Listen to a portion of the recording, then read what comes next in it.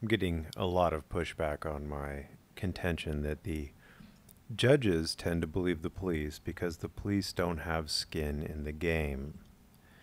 And the arguments against that aren't terribly coherent, and we've addressed them before in other videos, but I'm sure I have new subscribers, so we'll go over them again. The first issue is that the judge, the prosecutor, and the police officer are all paid by the government. And the theory behind that is that because they are all paid by the government, they all have the same goals. I don't believe that is correct. If the person on trial is, let's say, a city worker, then what is the government's goal? Even the person now who's on trial, even the defendant, is getting paid by the same government as the other people. What is their goal?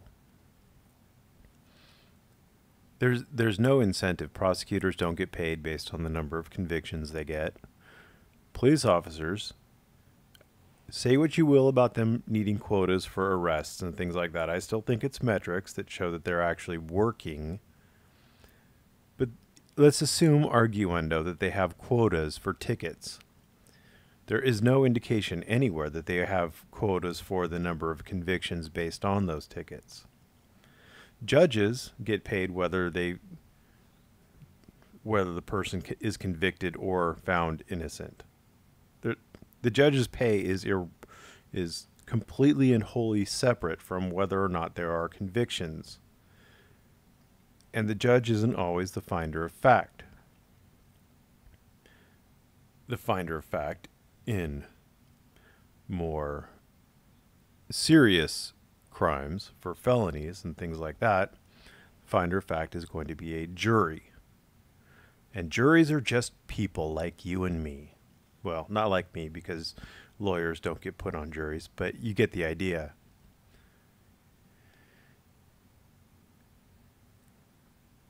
What if, and then there's also this nothing to gain, oh, there's a group dynamic theory. Oh, okay, whatever.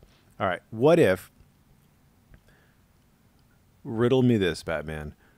What if the police officer actually thinks the person they arrested is guilty? What if?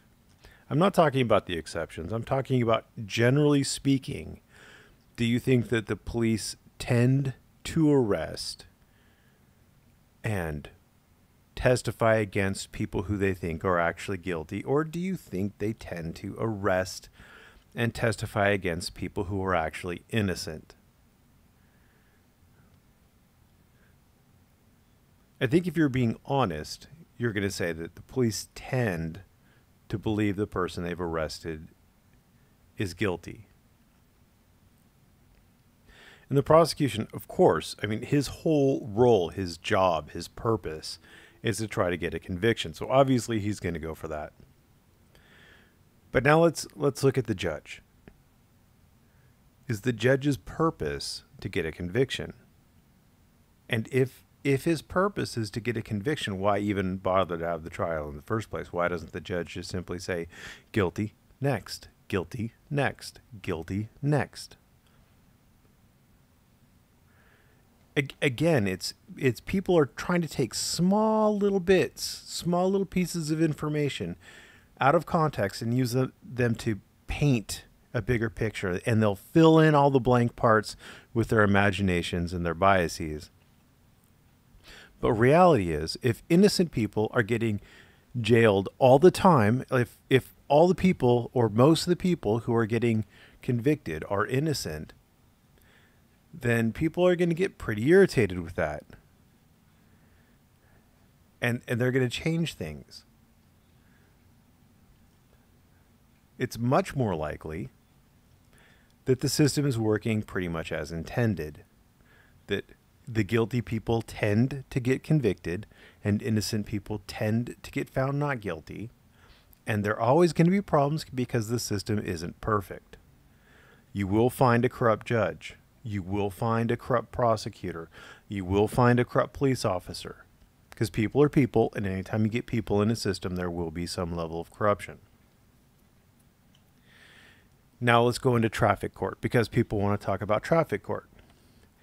When you go into traffic court, you have basically, generally speaking, like let's say there's no video evidence, and even if there is video evidence, you'd still have to authenticate it and everything, blah blah blah.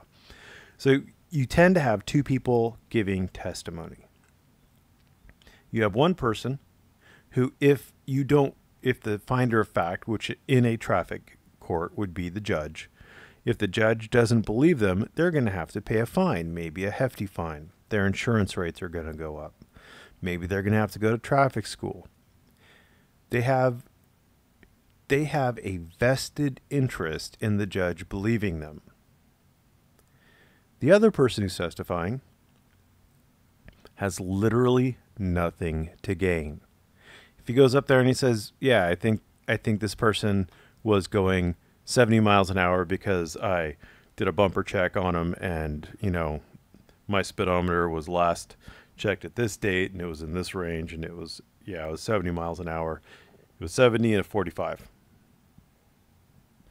He's got nothing to gain.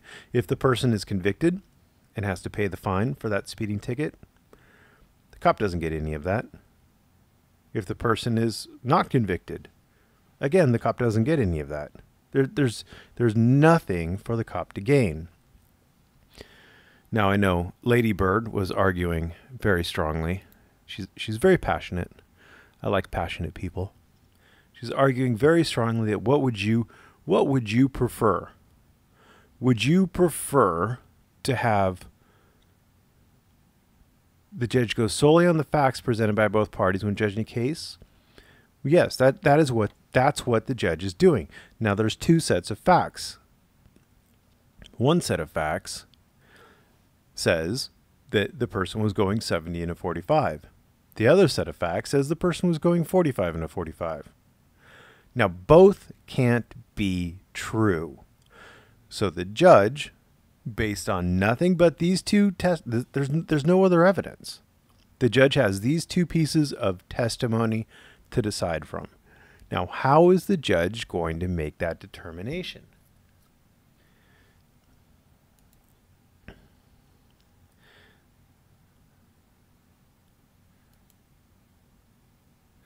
Now, are there police officers who have been corrupt? Sure. Absolutely there have been. Do you think most police officers are corrupt? Well, you may, but I don't think that there's evidence to support that. Do you think that you would rather have the judge believe you or the cop? She edited it, so it was one of these up in here. I think it was this one. I think it was this one where she had said that it should be the defendant. Anyway, oh well. But the point is that if all the judge has are the two testimonies, then the judge has to use common sense. And common sense in this case is that one person is biased in that they will gain something if you believe them, and the other person is lacking that particular bias. They have nothing to gain. Now, does that mean that automatically that the court should discount what the person who has something to gain says? No. The court will be looking for body language tells, and can you look the judge in the eye? Do you look like a respectable person, or do you look like a thug or a hoodlum or a street rat? Or what was that guy, Eric Brandt, the picture of him coming out of a courtroom wearing that ill-fitting orange shirt with no shoes or socks and nasty, disgusting feet? That was terrible. Somebody sent me a video of him doing that. It was just terrible. Ugh, I'm surprised he didn't get thrown out. But the judge is going to make these determinations. And are they fair? What is a judge? What else does a judge have to go on? And if it's a jury, they're probably going to be doing the same thing. And finally, if it's all about If it's all about who's paying the people, then how do you explain public defenders?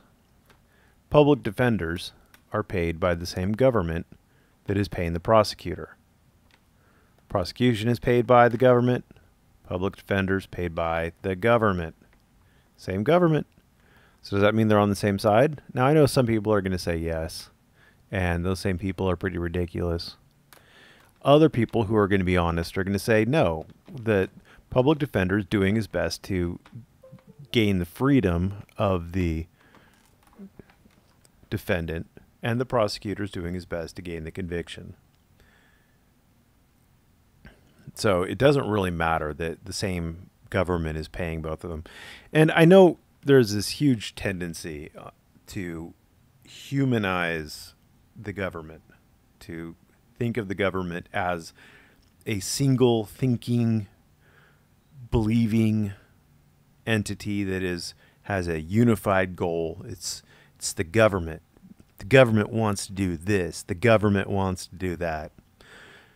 In my experience, most of the government is blind, stupid, and unmoving. You have banks of bureaucrats who are stamping paperwork and moving it along.